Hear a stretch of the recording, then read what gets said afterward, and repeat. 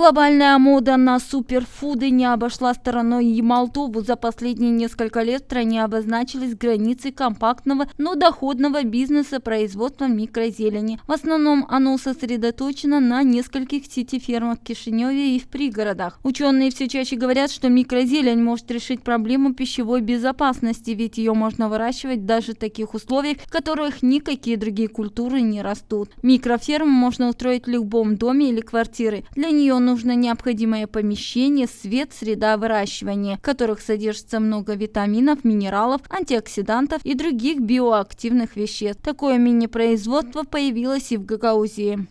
Съемочная группа программы «Чивчилик» находится в муниципе Чедерлунга в бизнес-инкубаторе, где семья Лазаревых решила открыть свой стартап по выращиванию микрозелени.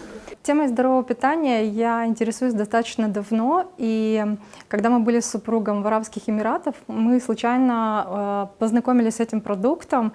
Он нас очень заинтересовал, потому что открыли для себя очень интересный вкус, и этот продукт достаточно питательный. Мы сразу стали изучать этот вопрос, и у нас родилась идея выращивать микрозелень у себя на родине в Гагаузии. И этот проект сейчас воплощается в жизнь. Мы с супругом долгое время работали за границей, накопили определенный капитал и решили реализовать нашу идею именно здесь, в Гагаузии. Здесь растут наши дети. Мы хотим, чтобы они, конечно же, потребляли здоровый продукт вместе с нами. И этот продукт получил широкую популярность здесь, в нашем регионе, потому что он достаточно полезный по своим питательным свойствам, витаминам, по содержанию нутриентов. Также мы сначала не знали, как реализовать эту нашу идею, поэтому мы обратились на начальном этапе в бизнес-инкубатор. Нас здесь проконсультировали, поддержали нас и предоставили возможность разместиться в данном объекте. И далее мы также получили поддержку в Ассоциации бизнесменов Гагаузии Next. В прошлом году стартовала грантовая программа от Управления экономики и туризма Гагаузии. Мы участвовали в этой программе и достаточно успешно. Благодаря этому финансированию также этот проект сейчас воплощается в жизнь. Со стороны наша контрибуция составляла 40% и грант уже 60%. То есть мы получили грант в сумме 200 тысяч леев. В процессе реализации мы увидели, что, конечно, недостаточно средств, потому что мы стараемся соблюсти все технологии и параллельно расширяться. Поэтому требует своих вложений непосредственно в реализации проекта. Я думаю, что будем расширяться, развивать этот бизнес и увеличивать ассортимент продукции. Для начала у нас родилась идея. Желание выращивать этот ценный продукт. Мы стали изучать этот вопрос. Мы прошли обучение у Ивана Воробьева. Это очень известный блогер в Ютубе, как «Зеленый шеф». Достаточно много информации получили о технологии выращивания этой культуры. Мы узнали, какое необходимо оборудование, какие необходимо соблюдать технологические моменты. Ну и постепенно, вот благодаря финансированию, мы приобрели нужное оборудование своими собственными силами, кое-что приобреталось. И сейчас запускается уже производство непосредственно. Для производства продукции используются импортные органические семена и гидропонная система. Семена мы выбираем органические, самое главное, необработанные, качественные семена. Только они годны для посадки, для микрозелени. На начальном этапе семья Лазаревых выращивает 4 вида зелени. Сейчас вы можете увидеть, вот мы на данном этапе выращиваем опытную, скажем, партию микрозелени. Мы выбираем для себя наиболее оптимальный технологический процесс выращивания. Для начала мы выбрали проростки семена гороха. Вы можете увидеть, вот эта стадия роста, 7-й день. Подсолнечник, также вот уже появляются 2 семидольных листочка. Также у нас есть руккола, такой достаточно специфический вкус, кто любит, пробовал рукколу, знает. И японская Капуста мизуна, очень полезная, содержит много хлорофилла. Вообще хотела сказать, что каждый из этих продуктов содержит особое количество нутриентов, свои специфические витамины. Допустим, горох, он благотворно влияет на работу почек. Что касаемо подсолнечника, содержит витамины А, Е. Руккола – это, безусловно, содержание железа, борется с анемией. На самом деле, каждый из этих продуктов, каждая микрозелень является ценнейшим продуктом, потому что он низкокалорийный, усваивается 90%, и нет противопоказаний, то есть если только личная непереносимость продукта. Благодаря своим вкусовым свойствам и пищевой ценности микрозелень на пике популярности у людей, ориентированных на здоровое питание. Из-за высокой концентрации питательных элементов, по экспертным оценкам, 30 грамм микрозелени равноценно примерно 1,5 килограмма фруктов. Рекомендуемая диетологами норма микрозелени не больше 50 грамм в день. Ключевое отличие микрозелени от взрослой зелени и выросших овощей – более высокие концентрации витаминов, каротиноидов, полифенолов и других антиоксидантов, аминокислот, минералов. Например, в исследованиях было показано, что в микрозелени из семян дайкона гораздо больше витамина Е, в брокколи в 50 раз больше сульфурофана, в шпинате существенно больше витаминов С, В9, К1. И такие преимущества есть практически у любых побегов микрозелени. Есть исследования, показывающие, что микрозелень не только снижает холестерин, но и может защищать сосуды от атеросклероза другими способами, в частности, оказывает противовоспалительное действие. Еще у микрозелени выявлены противораковые и противобактериальные действия. Микрозелень – это достаточно новый продукт в нашем регионе, хотя в стране восходящего солнца, в той же Японии, это суперфуд, который на столе у каждого жителя и каждый день. Что касается Европы, тоже это достаточно известный продукт. Я надеюсь, что и в нашем регионе он приживется. Но что это такое, с чем его едят?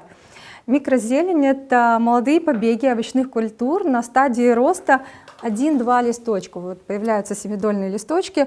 Высота примерно 10 сантиметров.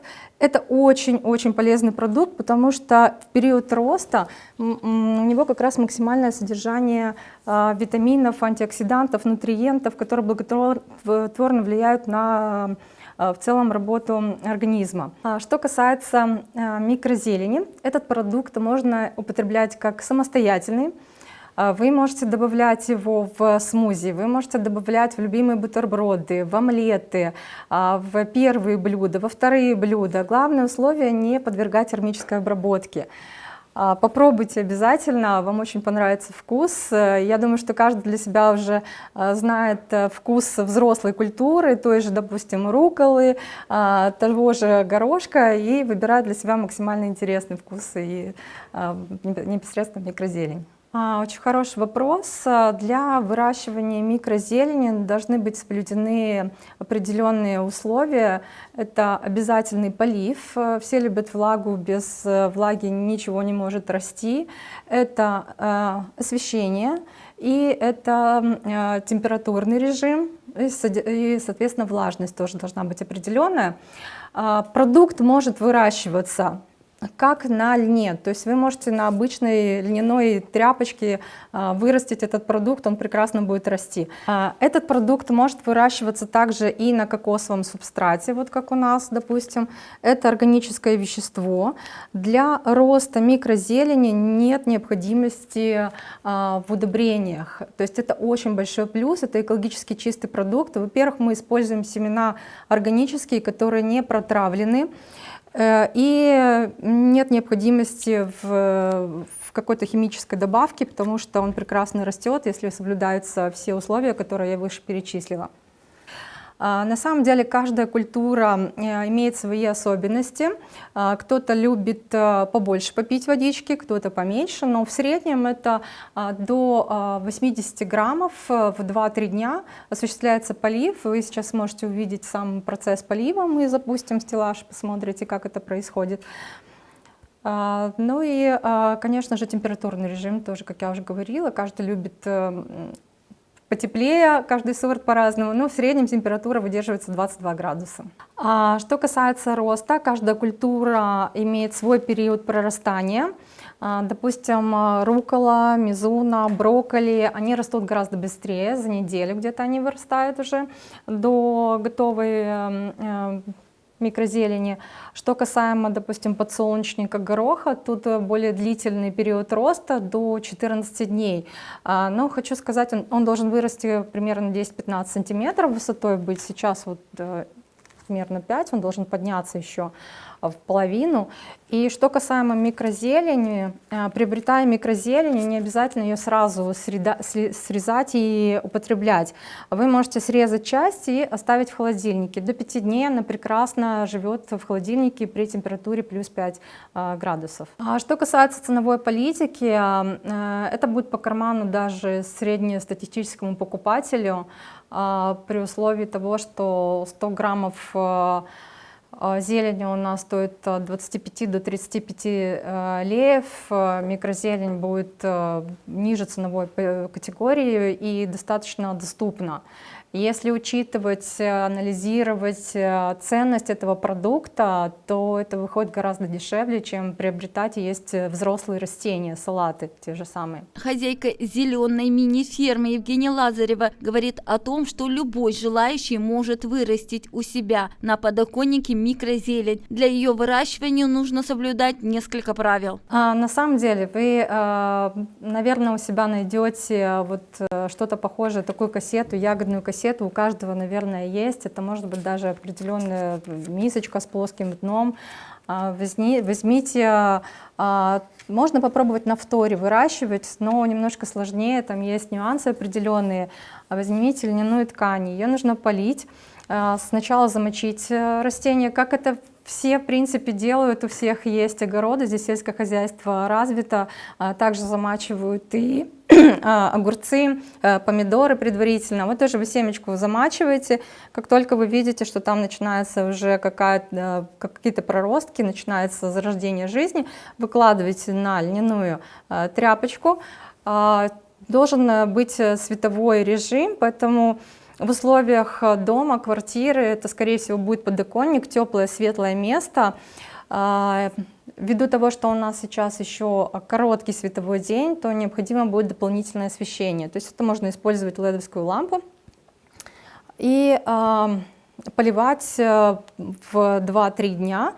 Вы увидите сами, как будет зарождаться жизнь, расти, и вы это сможете попробовать. Сейчас вы можете наблюдать процесс полива. Он у нас автоматизированный.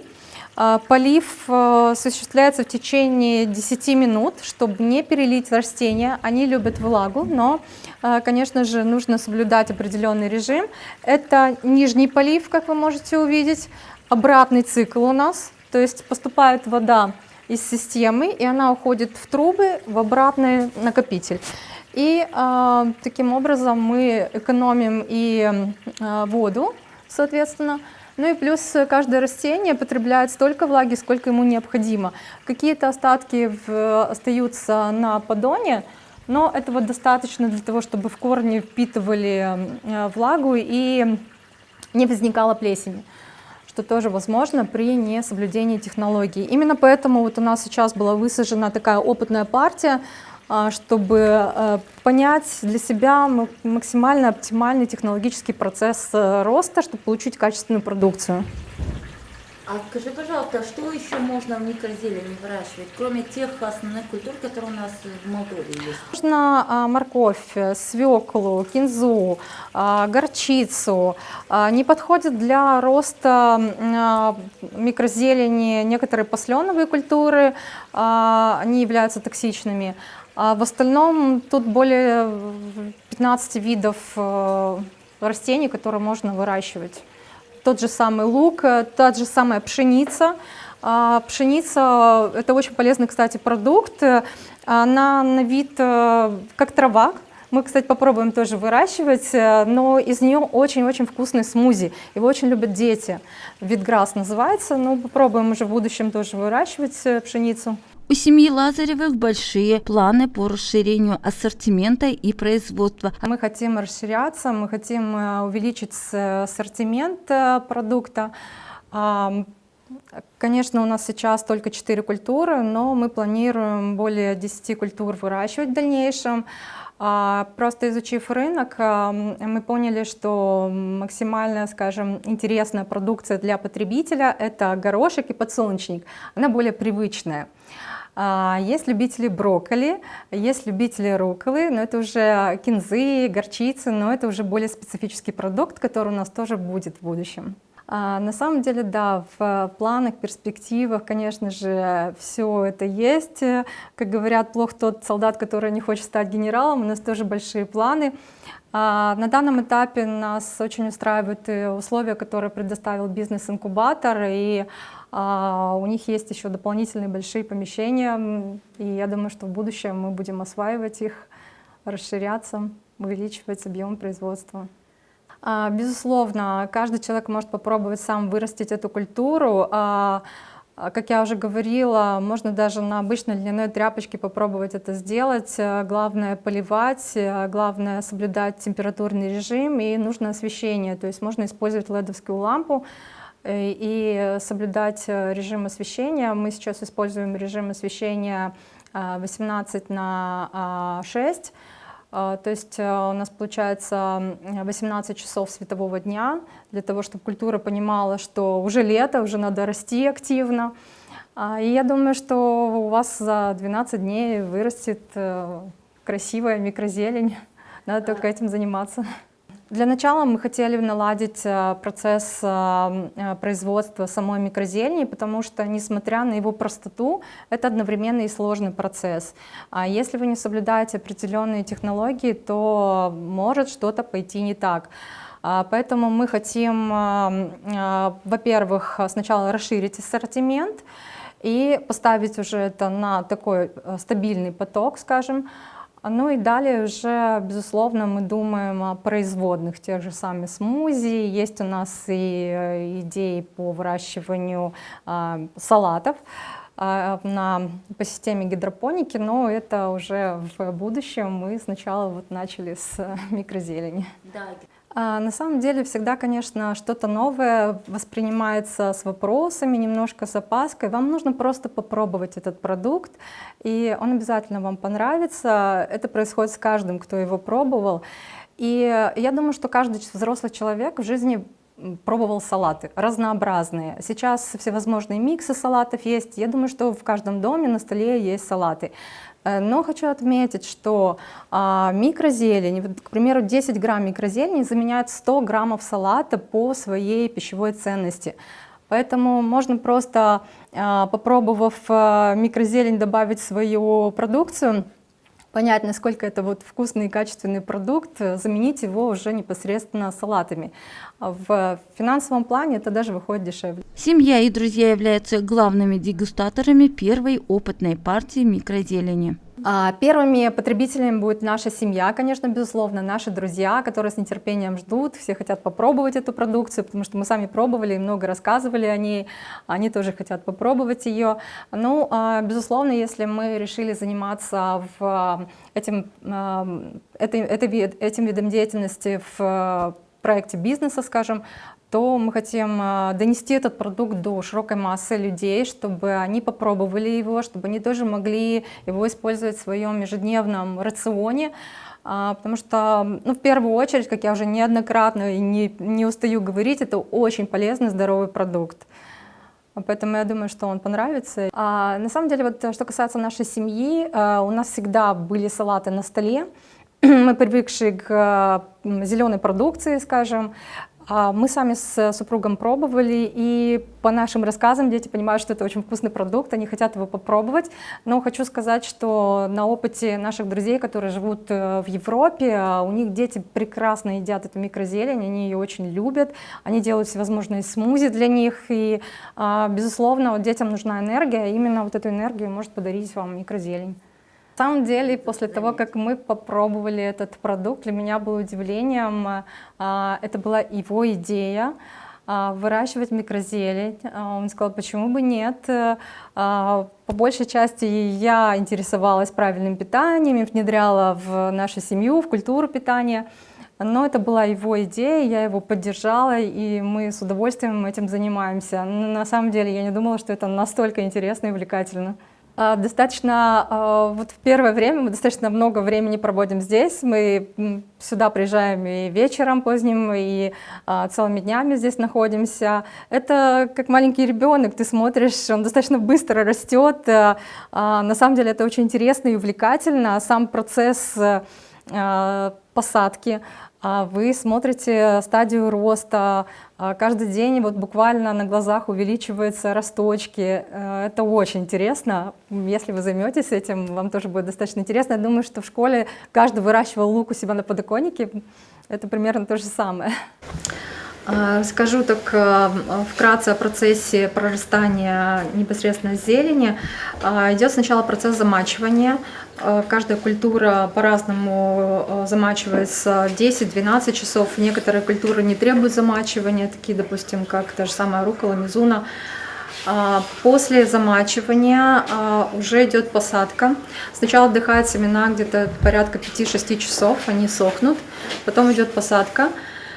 После высаживания вы оставляете семена под прессом, в темном, скажем, создается парниковый такой эффект, накрывается пленкой непосредственно, чтобы уже зарождалась там, скажем, жизнь. И вы видите уже через сутки, как уже пробиваются проростки. Вот начинается прорастание микрозелени. Это происходит 4-5 дней, тоже в зависимости от культур, что-то быстрее прорастает, и после этого уже можно выставлять уже на свет, уже непосредственно на стеллажи под, в данном случае у нас LED-овские лампы, которые у нас работают в режиме 18/6, то есть 18 часов светового дня и 6 часов ночи. То есть мы максимально создаем условия, приближенные к летнему периоду, чтобы растения понимали, что уже лето, пора расти, им тепло, здесь соблюдается тепловой режим, и мы наблюдаем уже сам процесс роста. И очень интересно за этим наблюдать каждый день. Они становятся все больше и больше, и самое главное, вот до 2 семидольных листочков они вырастают. Высота в среднем 10 сантиметров, подсолнечник и горошек может быть чуть повыше, руккола, мизуна чуть-чуть пониже. Ну и, соответственно, уже когда проростки готовы к употреблению, вы можете их срезать и использовать в салатах, в бутербродах, либо же не срезать все сразу, какую-то часть срезали. Допустим, детям достаточно 30 граммов микрозелени в день, она очень питательная, и оставить в холодильнике. В холодильнике хранится до 5 дней. Мини-ферму по выращиванию микрозелени посетили и сотрудники Камрадского госуниверситета, которые отметили, что уже давно используют микрозелень в своем рационе. Зелень мы давно знаем, очень молодцы ребята. Здесь мы узнали через Facebook от Владимира Кара, он выставил, что есть, и я очень обрадовалась, что у нас уже появилась такая ферма. Мы уже давно используем этот продукт разный, и кроме горошка, и подсолнечника, еще редис мы очень любим, прям настоящая редиска, как молодая редиска. Вот. Недавно я только что в салат добавляла. И просто так кушаешь. Очень много всех веществ именно в зародыше находится. Поэтому вот эта микрозелень очень хорошо для питания человека. Как приучить? Надо попробовать, чтобы они попробовали. Попробовать. А сами когда попробовали? Ну вот, когда я увидела в интернете, первая у меня редис была, я попробовала, когда ростки уже были. И когда увидела, я очень люблю редиску, и когда почувствовала, что это прям молодая редиска, понимаете? Думаю, это же красота, не надо идти на базар, ждать, когда будет этот редис. А горошек, тоже люблю зеленый горошек, вот он когда начнет уже чуть-чуть подымется, да, вот вкус горошка зеленого.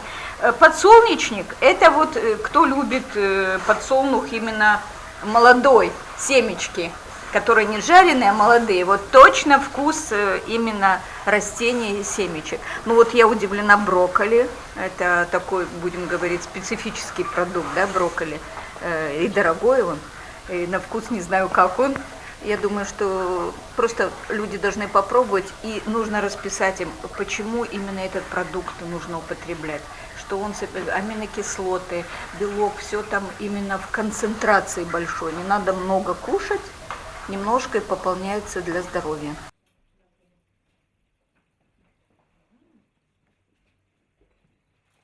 Возвращается обратно. Сколько воды вообще используете вы?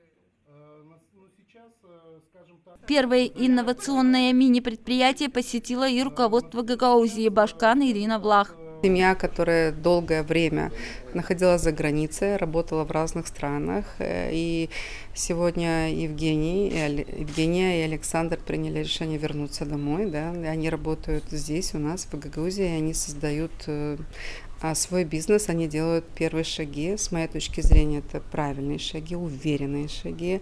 Они понимают, что они хотят. Самое главное, они хотят жить в Гагаузии, жить в Республике Молдова, работать у нас здесь и продвигать свой бизнес. Направление, которое они запустили, оно для региона новое. Здоровое питание, правильное питание. Да, оно может быть еще на этом этапе не совсем известно всем нашим жителям, но я уверена, что с нашей поддержкой, с поддержкой властей автономии, благодаря их энтузиазму, желанию учиться, двигаться вперед, покорять наш гагаузский рынок, искать новых партнеров, все эти возможности, которые у них сейчас есть, и желание получить результат, помогут им за очень короткий промежуток времени рассказать о своем продукте, представить свой продукт, привлечь как можно больше людей для того, чтобы их продукт продвигался. И я буду очень гордиться, когда я в магазинах буду видеть их продукты, там будет написано «Произведено в Гагаузии, в Республике Молдова». Это будет очень гордо для нас, для жителей нашей автономии. Мы будем приобретать этот продукт, пользоваться этим продуктом, питаться этим продуктом. И чем больше молодых людей будет верить в нашу автономию, чем больше молодых людей будет хотеть открывать свой бизнес здесь, захватывать разные направления, тем более эффективнее будет наша экономика, тем больше возможностей у нас будет здесь создаваться для тех ребят, которые вот только-только начинают. Это очень хороший пример семейного бизнеса, который семья Лазаревых запустила. Это первое инновационное предприятие в Гагаузской автономии, которое занимается производством микрозелени, является бенефициарами, грантополучателями программы из Фонда поддержки предпринимательства Гагаузии. Получили грант на закупку оборудования. Вы с этим оборудованием сегодня сможете ознакомиться. Предприятие уникальное в своем стиле, и мы со стороны агентства планируем оказать полную комплексную поддержку по выходу данной продукции на рынок как республиканский, так и международный. Евгения Лазарева, которая давно ведет здоровый образ жизни и в рационе использует не только овощи, но и микрозелень, рекомендует всем жителям Гагаузии, для которых это является новым направлением, начать включать в рацион. Клуб, да, людей, которые занимаются здоровым питанием. Это интересно и нутрициологам, которые тоже у нас в городе есть, потому что именно они за здоровое питание, правильное питание, они тоже имеют очень много информации об этом продукте. Ну, ввиду того, что это новый продукт, просто людям нужно услышать о нем один раз, познакомиться. Сейчас доступна информация в интернете, можно получить в той же Википедии базу каких-то знаний об этом продукте и принять для себя решение, но самое главное попробовать. Отметить для всех, что микрозелень – это экологически чистый продукт. Для выращивания микрозелени не используются никакие химикаты, пестициды, поэтому его можно смело давать детям, взрослым. И включая в ежедневный рацион микрозелень, вы значительно улучшите состояние вашего здоровья. Обязательно ее употребляйте и будьте здоровы.